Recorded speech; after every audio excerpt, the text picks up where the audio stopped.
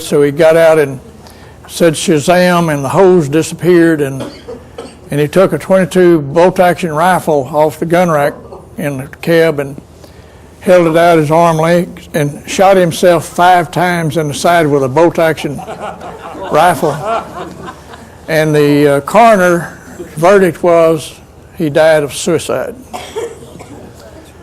And it took the Marshall family a year to ever have that investigated, and they had a hearing. By then, Lyndon Johnson was dead, Cliff Carter was dead, Mac Wallace was dead.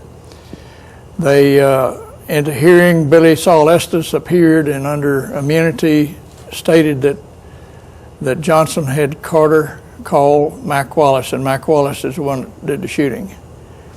And so they changed the cause of death on the death certificate from suicide to homicide, but the killers were dead, and so nothing was done of it. The next person on the list is John Douglas Kinzer. Doug Kinzer was pro at a pitch and putt golf course in Austin at one of the parks. Well, Mac Wallace's wife had left him and gone to Austin and to live with her mother. And Doug Kinzer was sleeping with Mac Wallace's wife. He was also sleeping with a lady named Josepha Johnson, who was Lyndon Johnson's sister.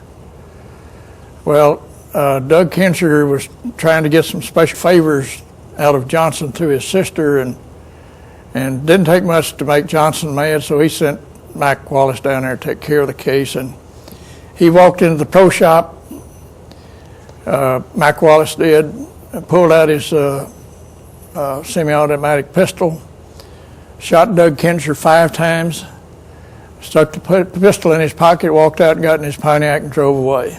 And there were 5 witnesses there in the pro shop, and they wrote down his license number, and the police caught Mac Wallace out on Highway 290 and brought him back in and put him under arrest. He immediately got on the phone and got a hold of Johnson. Johnson called John Coffer, his private attorney. Coffer showed up. They had a very quick trial. Mac Wallace was found guilty of murder in the 1st degree. The judge gave the verdict, the sentence as 6 months suspended sentence. Mac Wallace got in his car and drove away and went back to Washington, back to his job. Johnson controlled not only John Coffer, but the district attorney and the judge. That's just the way it worked. The next person on the list is a black lady named Dale Turner. There's a lady named Madeline Duncan Brown wrote a book titled Texas in the Morning. Madeline Brown was Lyndon Johnson's mistress for 21 years, gave birth to his only known son, and she wrote a book afterward about this affair called Texas in the Morning. And but Madeline had a son by her husband who she had divorced, and then the son by Johnson. And when Johnson was in Texas, they would always reserve a room in the hotel where Johnson was supposed to stay next door to Johnson's room for Dale Turner and the boys to stay at while Madeline was with Johnson.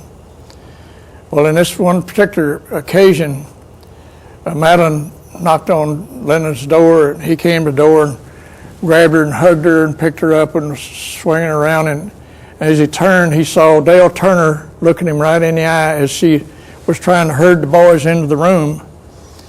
And so Dale quickly slammed the door. Johnson took Madeline into the room, slammed the door, and says, "Kiss that woman goodbye."